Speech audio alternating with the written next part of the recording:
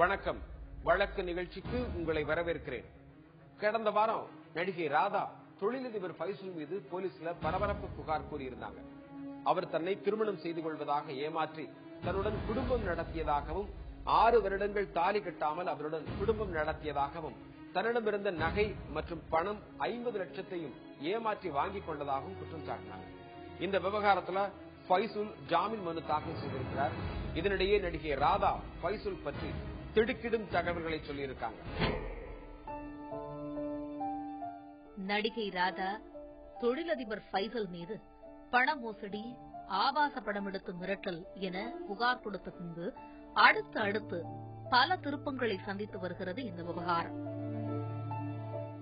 முன்ஜாமீன் மனுவை தாக்கல் செய்துவிட்டு தலைமறைவாக இருந்த ஃபைசல் தந்தி டிவியிடம் சில ஆவணங்களை ரகசியமாக காட்டினார். அதாவது நடிகை ராதாவுக்கு 13 வயதில் மகன் இருப்பதாகவும் அவருக்கு ஏற்கனவே 5 திருமணங்கள் நடந்திருப்பதாகவும் தெரிவித்தார் அவர். இதற்கு பதிலடி கொடுத்த ராதா ஃபைசலுக்கும் தனக்குமான உறவு குறித்த வீடியோ ஆதாரங்களை வெளியிட்டார்.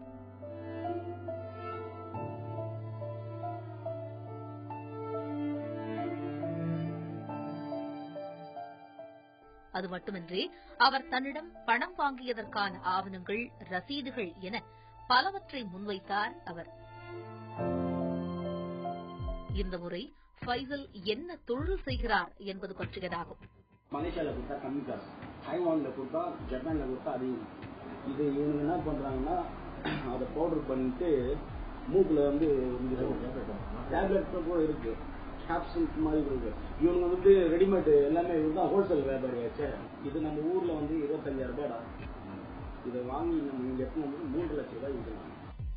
ஆரம்பத்தில் ஃபைசலை வைர வியாபாரி என்றார்கள். அதன் பிறகு எலக்ட்ரானிக் பொருட்களை விற்பவர் என்றார்கள். இதனால் ஃபைசல் என்ன தொழில் செய்கிறார் என்பது மர்மமாக இருந்தது. இந்த மர்மத்தை நேற்று காலை கமிஷனர் அலுவலகம் வந்த அக்பர் என்பவர் மேலும் அதிகப்படுத்தியிருக்கிறார்.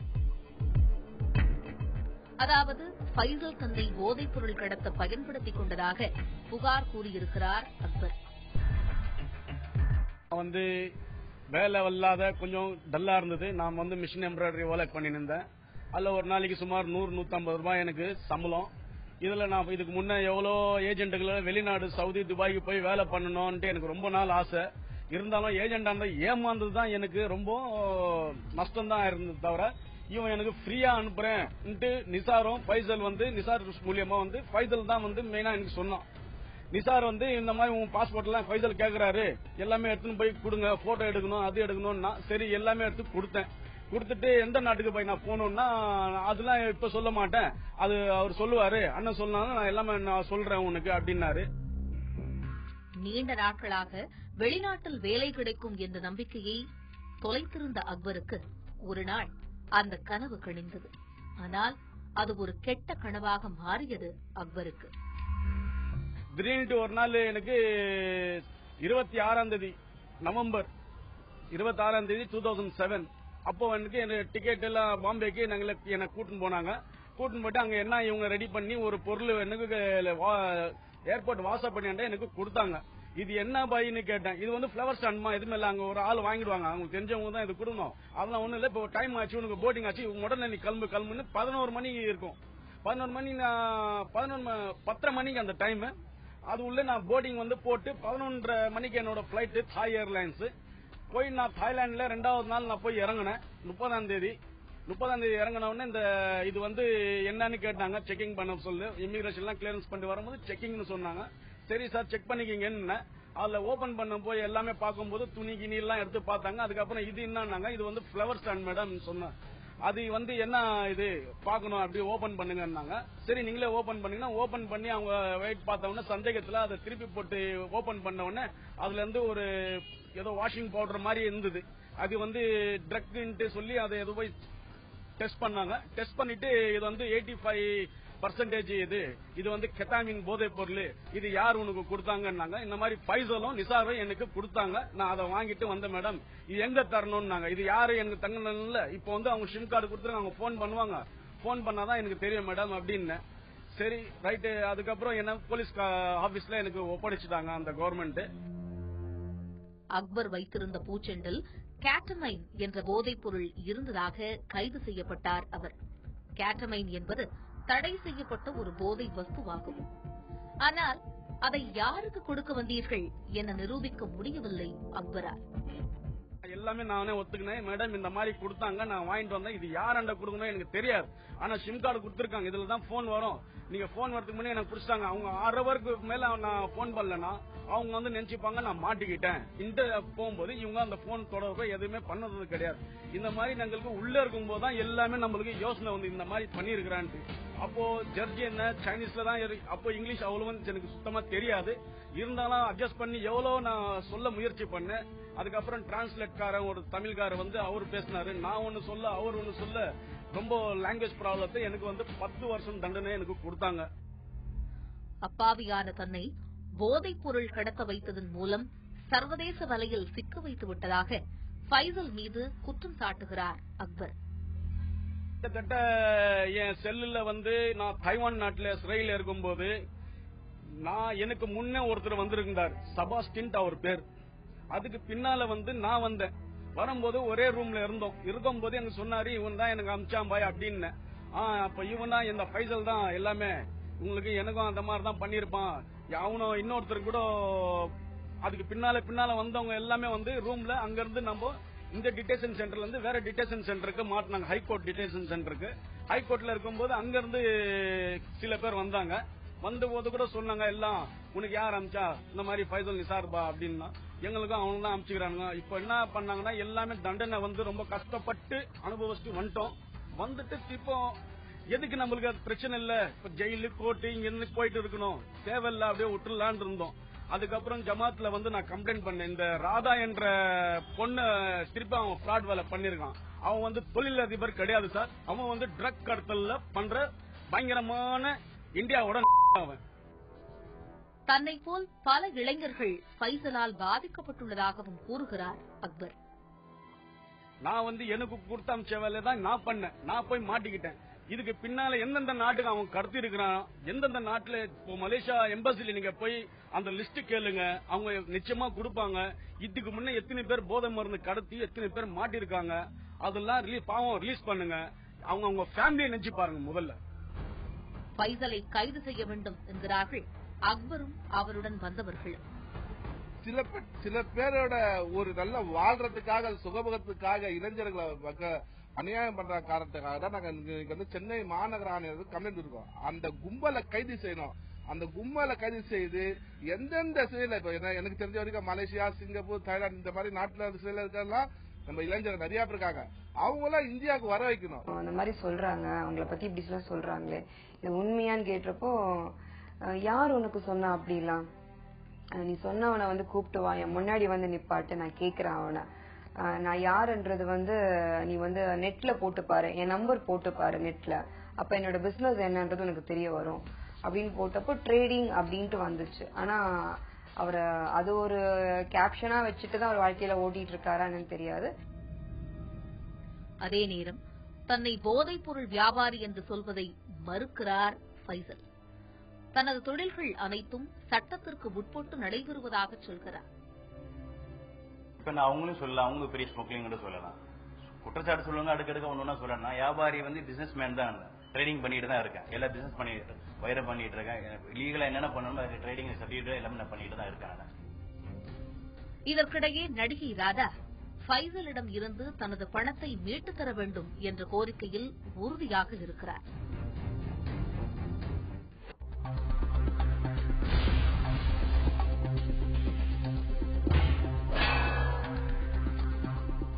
கடந்த 2008ஆம் ஆண்டு ஜூன் 4ஆம் தேதி முன்னாள் முதல்வரும் நடிகருமான எம்ஜிஆர் பெயர் திடீரென நினைவு கூறப்பட்டது.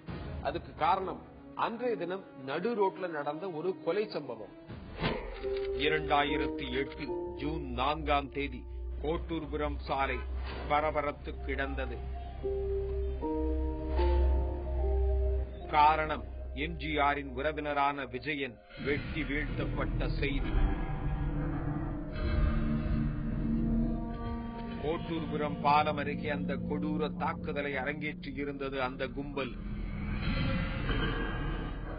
விஜயன் தனது காரில் கோட்டூர்புரம் பாலம் அருகே வந்து கொண்டிருந்த போது அந்த காரை வழிமறித்த மர்ம கும்பல் விஜயனை வெட்டி சாய்த்தது. அன்னைக்கு ஈவினிங் 7:45 எங்க ஹஸ்பண்ட் போன் பண்ணி இந்த மாதிரி எங்க கம்ப்யூட்டர்ல வைரஸ் வந்துச்சு, ஸோ என் ஆபீஸ்ல வந்து செந்தில் வந்து இஸ் ரிப்பேரிங் இட், ஸோ கொஞ்ச நாளி ஆகும், அதனால நீங்க வந்து சாப்பிட்டு தூங்கிடுங்க நாங்க. ஆனா அதுல இருந்து 15 மினிட்ஸ் ஆர் 20 மினிட்ஸ்ல செந்தில் வந்து என்னோட செகண்ட் பையன் ராமச்சந்திரனுக்கு போன் பண்ணா. ராமச்சந்திரன் வந்து ஐயோன்னு சொன்னா. என்னம்மா அப்படின்னு கேட்டா, மம்மி எனக்கு டாடி யாரோ அடிச்சுட்டாங்களா மம்மி, என்னை கூப்பிடுறாரு செந்தில் அண்ணான்னு சொல்லிட்டு அவன் பைக் எடுத்துட்டு போயிட்டான். அப்புறம் எனக்கு என்ன பண்றதுன்னே தெரியாம எங்க ஹஸ்பண்டோட செல்லுக்கு போன் பண்ணா அடிச்சுட்டு ரிங்கு போயிட்டே இருந்தது. அவர் வந்து போனே எடுக்கல, ஏன்னா அவரு அப்பவே இறந்துட்டாருன்னு நினைக்கிறேன். இந்த கோர சம்பவத்தை அரங்கேற்றிய கும்பல் அப்போதே தப்பி ஓடிவிட்டாலும் மறுநாள் விஜயனின் உறவினரான பானு மீது குற்றம் சாட்டப்பட்டது. நான் போய் பார்த்தபோது எங்க ஹஸ்பண்ட்க்கு வந்து அப்படியே படுத்திருந்த மாதிரி இருந்தது. ஆனா கண்ணுல மாத்திரம் வந்து அவ்வளவு வலி இருந்தது, கண்ணு இன்னும் மூடவே இல்லை. அவருக்கு ஒரு கையில ஒரு பேண்ட் மாதிரி போட்டிருந்தாங்க and he was full of blood. அப்பதான் ஸ்ட்ரெச்சர்ல அவுட் பேஷண்ட் இதெல்லாம் போட்டிருந்தாங்க. அண்ட் வந்து இங்க வந்து ஒரு ஓட்டை இருந்தது, சிக்கல்ல சும்மா இங்க ஒரு ஓட்டை, இங்க ஒரு பைப் ஒரு இது இருந்தது. அண்ட் அங்கங்க வந்து ஒரு பிளட் கிளாட் மாதிரி இருந்தது. ஜஸ்ட் ஒரு 4 லட்சத்துக்கு கூலிப்படைய வச்சு கொல்றது வந்து ரொம்ப அநியாயம். எம்ஜிஆரின் நெருங்கிய உறவினரான விஜயன் எம்ஜிஆர் இறப்பிற்கு பிறகு ராமவரம் தோட்டத்திலேயே தங்கி அவரது சொத்துக்களை பராமரித்து வந்தார். இதற்கிடையே தன் மனைவி சுதாவின் குடும்பத்தில் விஜயன் சிலருடன் நெருக்கமாக இருந்ததாக கூறப்படுகிறது. ஆனால் சுதாவின் தங்கை பானு விஜயனை எதிரியாகவே பார்த்ததாகவும் பல விஷயங்களில் இருவருக்கும் நேரடி மோதல்கள் இருந்ததாகவும் சொல்கிறார் விஜயனின் மனைவி சுதா. அது வந்து பிகாஸ் என்னோட தம்பிக்கு வந்து எங்க ஹஸ்பண்ட் ஃபுல்லா கோர்ட்ல கேஸ் எல்லாம் வின் பண்ணி கொடுத்தாரு. அண்ட் தென் அவளுக்கு வந்து 40 லட்சம் அவளுக்கு என் தம்பி கொடுக்கணும். ஸோ எங்க ஹஸ்பண்ட் வந்து கொடுக்க வேணாம், அவ ஒழுங்கா வந்து அக்கௌண்ட்ஸ் கொடுக்கட்டும், ஜேஆர்எம்மோட அக்கௌண்ட்ஸ் அவ கொடுக்கட்டும், அதுக்கப்புறம் கொடுக்கட்டும், அப்புறமா நீ கொடு அப்படின்னு என் ஹஸ்பண்ட் சொன்னதுனாலையும் அவளுக்கு ரொம்ப கோவம். அண்ட் வந்து கோர்ட்டுக்கு என் தம்பியே வரவே மாட்டான். எங்க ஹஸ்பண்ட் தான் வந்து கோர்ட்ல எல்லாமே அவனோட கேசஸ் பார்த்துட்டாரு. அந்த ஒரு கோவம் என்னோட ஹஸ்பண்டோட பிரெயின் தான் சொல்லியே தலையில அடிச்சுக்கொண்டு. சொத்து பிரச்சனையால் நடந்த இந்த கொலைக்கு போலீஸ் கான்ஸ்டபிள் கருணா, கூலிப்படையைச் சேர்ந்த சுரேஷ், கார்த்திக், தினேஷ், சாலமன் உள்ளிட்ட 7 பேர் உறுதுணையாக இருந்ததாகவும் சொல்கிறார்கள். இப்போ சீரியஸா அவ 1 இயரா பிளான் பண்ணிட்டு இருக்காருன்னு எங்களுக்கு தெரியாது. சோ அன்னைக்கு வந்து சம்பவம் நடந்த அன்னைக்கு வந்து அவ நினைச்சிட்டு இருந்தா என் தம்பி அவளுக்கு பணம் கொடுக்காததுக்கு காரணம் எல்லாமே எங்க ஹஸ்பண்டோட பிரெயின் தான். சோ இவரு இருந்தாருன்னா இவளுக்கு சொத்து கிடைக்காது அப்படின்னு நினைச்சிட்டு அவ வந்து அந்த நந்தம்பாக்கம் ஒரு கான்ஸ்டபிள் கருணான்றவரை வந்து அவளோட ஃப்ரெண்டு, அவளோட ஸ்கூல்ல ஒர்க் பண்ற டீச்சர் புவனா வந்து துபாயில இருக்காங்க. She is married. பட் அந்த புவனா வந்து கருணாவோட classmate. So they were loving when they were in school and maybe something. They've got some connection. So Bhanu வந்து புவனா கிட்ட சொல்லி, புவனா வந்து கருணா கிட்ட சொல்லி, கருணாவும் பானுவும் வந்து எப்பவுமே சுத்திட்டு இருப்பாங்க. லைக் they will அவன் எல்லாம் எடுபடி வேலை எல்லாம் கருணா வந்து அவர் பண்ணுவாரு. ஸோ அந்த கான்ஸ்டபிள் கருணா வந்து கூலிப்படை வச்சு எங்க ஹஸ்பண்டை கொண்டுட்டாங்க. முன்னதாக புவனா என்பவர்தான் இந்த கொலைக்கு மூளையாக செயல்பட்டார் என்று கூறப்பட்டது.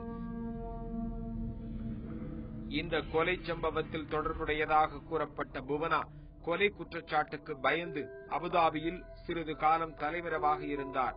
அதனால் தான் வழக்கு விசாரணையில் தாமதம் ஏற்பட்டதாக கூறப்பட்டது. பின்னர் அவர் நீண்ட தேடுதலுக்கு பிறகு கைது செய்யப்பட்டார். இருப்பினும் சம்பவம் நடந்து 5 வருடங்களை எட்டியும் விஜயன் கொலைக்கு இன்னும் தீர்வு எட்டவில்லை. ஆரம்பத்தில் கோட்டூர்புரம் போலீசார் விசாரித்து வந்த இந்த வழக்கு பின்பு சிபிசிஐடி போலீஸ் வசம் ஒப்படைக்கப்பட்டது. ஆனாலும் வழக்கில் எந்தவித முன்னேற்றங்களும் இல்லை என்றே சொல்கிறார்கள். விஜயனின் மனைவி சுதா, நடிகர் திலீபன் உள்ளிட்ட 25 பேரிடம் இந்த வழக்கு சம்பந்தமாக வாக்குமூலங்கள் பெறப்பட்டுள்ள நிலையில் வழக்கு விசாரணை சென்னை முதன்மை செஷன்ஸ் நீதிமன்றத்தில் நடந்து வருகிறது. கணவரை இழந்துவிட்டு தற்போது தனியாளாகவே நிற்கும் தனக்கு குற்றவாளிகள் தண்டிக்கப்படும் செய்தியே ஆறுதலாக இருக்கும் என்கிறார் சுதா. விஜயன் சொத்து பிரச்சனை காரணமா கொல்லப்பட்டதா சொல்றாங்க. இதுல விஜயனின் உறவினர் பானு, போலீஸ்காரர் கர்ணா மற்றும் கூலிப்படையை சேர்ந்த 5 பேர் கைது செய்யப்பட்டாங்க. சுமார் 4.5 லட்சம் ரூபாய் வரை கூலிப்படையினருக்கு கொடுக்கப்பட்டுள்ளதாகவும் சொல்லப்படுது.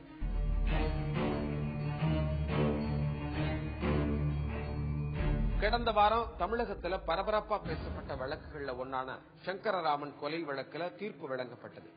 சங்கரராமன் கொலை வழக்குல கிட்டத்தட்ட அனைவருமே பிறல் சாட்சிகளா மாறி இருக்கிறாங்க. பிறல் சாட்சிகளை தண்டிக்க முடியுமா? ஒரு நீதிமன்ற நடவடிக்கையில போலீஸ் விசாரணைங்கிறது முதல் கட்டமாகவும் அவங்க விசாரிச்சு இறுதி அறிக்கை நீதிமன்றத்துக்கு அனுப்பப்பட்ட பிறகு நீதிமன்றத்தால் சமன் அனுப்பப்பட்டு அந்த நபர் சாட்சி சொல்ல அழைக்கப்படுகிறார். பொதுவாக காவல்துறையினர் 2 வகையான விசாரணையை அவங்க விசாரணை நடவடிக்கையில ஒரு சாட்சிகளை விசாரிச்சு வாக்குமூலம் பதிவு பண்றதுல கையாளுறாங்க. ஒன்னு 161 சிஆர்பிசி அந்த ஒரு ஸ்டேட்மெண்ட் அடிப்படையில் அவங்க ஒரு 161 ஸ்டேட்மெண்ட் ஒரு சாட்சியிட்ட அவருக்கு அந்த வழக்கு தொடர்பாக தெரிஞ்ச விஷயங்கள் எல்லாம் ஒரு வாக்குமூலமாக பதிவு செய்தது. அதுல சாட்சியிட்ட கையொப்பம் வாங்குறது கிடையாது. இது முதல் நடைமுறை. இரண்டாவது நடைமுறை ஒரு நடுவர் நீதிமன்றத்திற்கு ஒரு மனுவாக ஒரு தாக்கல் செஞ்சு இவர் விசாரிக்கப்படணும், இவருக்கு இந்த வழக்கு சம்பந்தமான பல விஷயங்கள் தெரிகிற காரணத்தினால அவர் ரகசிய வாக்குமூலம் கொடுக்க விருப்பம் தெரிவிக்கிறார், அவர் முன் விருப்பம் தெரிவிக்கிறார் ஒரு மனு தாக்கல் செஞ்சு அந்த மனு அடிப்படையில் நடுவர் நீதிமன்றத்தில் தனியாக நடுவர் முன்பாக யாரும் இல்லாத சூழல்ல அவர் தானாக சொல்லக்கூடிய விஷயங்களை பதிவு செய்வது 164 ஸ்டேட்மெண்ட் அப்படின்னு சொல்ற ஒரு நீதிமன்ற நடவடிக்கை. அந்த 164 அந்த ஒரு வாக்குமூலம் கொடுத்த பிறகு இது வழக்கு விசாரணைக்கு இறுதி அறிக்கை தாக்கல் செய்வதற்கு முன்பாக அதெல்லாம் சேர்த்து ஆவணமா எந்த நீதிமன்றத்தில் அந்த வழக்கு விசாரிக்கப்படுகிறதோ சமன் அனுப்பப்பட்டு அவர் ஒரு சாட்சியம் அளிக்கிறார். ஒரு சாட்சியம் அளிக்கும் பொழுது அவர் ஏற்கனவே சொன்ன அந்த 164 அந்த ஸ்டேட்மெண்ட்டுக்கு மாறாக அவர் ஒரு சாட்சியம் அளிக்கிறார்னு சொன்னா அது பதிவு செய்யப்படும். பதிவு செய்யப்பட்டு அந்த வழக்கில் அவர் என்ன சொல்றாரோ அந்த நீதிமன்றத்தில் அது மட்டுமே எடுத்துக்கொள்ளப்படும். அதன் பிறகு அந்த விசாரணை அதிகாரி இந்த மாதிரி இந்த சாட்சி முன்னாடி ஒரு முரணான ஒரு விஷயத்தை சொல்லிட்டு இப்போ இப்படி மாத்தி சொல்லியிருக்காரு, அவர் தப்பான சாட்சியம் அளிச்சிருக்காருன்னு ஒரு மனு தாக்கல் செய்யும் பொழுது அது தனி வழக்காக 193 ஐபிசி படி நீதிமன்ற நடவடிக்கையில பொய் சாட்சியம் அளித்தல் அப்படிங்கிற ஒரு கேப்ஷன்ல அந்த குற்றம் புரிஞ்சதாக வழக்கு பதிவு செய்யப்பட்டு விசாரணை மேற்கொள்ளப்படும். அதற்கு 7 ஆண்டு காலம் வரைக்கும் தண்டனை உண்டு, பிளஸ் ஃபைனும் உண்டு. ஆனா அந்த விசாரணையில மிக முக்கியமான ஒரு விஷயம் என்னன்னா, அந்த நீதிமன்ற நடவடிக்கையில ஏற்கனவே 164 ஸ்டேட்மெண்ட்ல கொடுத்த விஷயத்துக்கு மாறா இவர் சொல்லியிருக்கிறாரு, இப்ப சாட்சியம் அளிச்சிருக்காரு அப்படித்தான் எடுத்துக்கொள்ள முடியுமே தவிர ஏற்கனவே சொன்ன சாட்சியம் உண்மை, இரண்டாவது சொன்னது தவறு, இரண்டாவது சொன்னது உண்மை, முதல்ல சொன்னது தவறுங்கிற அந்த ஒரு அடிப்படை நோக்கத்துக்கு போக முடியாது. அதே நேரத்தில் அந்த சாட்சி சமன் வாங்கி நீதிமன்றத்தில் அவர் விளக்க சொல்றார். எந்த சூழ்நிலையில நான் 164 ஸ்டேட்மெண்ட் நடுவர் நீதிமன்றத்துக்கு கொடுத்தேன், நான் எப்படி துன்புறுத்தலுக்கு உள்ளாக்கப்பட்ட, அச்சுறுத்தப்பட்ட, எப்படி நான் பயமுறுத்தி, எந்த அடிப்படையில் நான் சொல்ல ஒரு சூழ்நிலைங்கிறத விளக்கம் சொல்லிட்டாருன்னா அவர் மேல அந்த மாதிரி பொய் சாட்சியம் அளித்து நடவடிக்கை எடுக்க சட்டத்தில் இடம் கிடையாது. அப்படிப்பட்ட சூழல்ல நீதிமன்றம் நினைத்தால் எந்த அதிகாரிகளோ எந்த குழுவோ அந்த விசாரணை மையம் யார் இந்த மாதிரியான ஒரு சூழலுக்கு அந்த சாட்சியை தள்ளினாங்களோ அவங்க மீது சட்டப்படியான நடவடிக்கை எடுக்கப்படும். சங்கரராமன் கொலை வழக்குல அப்படி ஒரு விளக்கம் அந்த சாட்சிகளால் எந்த சூழ்நிலையில அவங்க முதல்ல சொன்ன ஸ்டேட்மெண்ட் 164 ஸ்டேட்மெண்ட் மாறி சொல்லக்கூடிய சூழலுக்கு தள்ளப்பட்டாங்கன்றத விளக்கமாக சொல்லி அது அந்த சாட்சியத்தில் அந்த எவிடன்ஸ்ல பதிவு செய்யப்பட்டிருந்தால் அவர்கள் மீது நடவடிக்கை எடுக்க முடியாது. ஆனால் அப்படி அவங்க அந்த விளக்கம் இல்லாம இருந்தா அவங்க மேல 193 ஐபிசி படி நடவடிக்கை எடுக்க முடியும். மீண்டும் வேறொரு வழக்கோடு உங்களை சந்திக்கிறேன். நன்றி, வணக்கம்.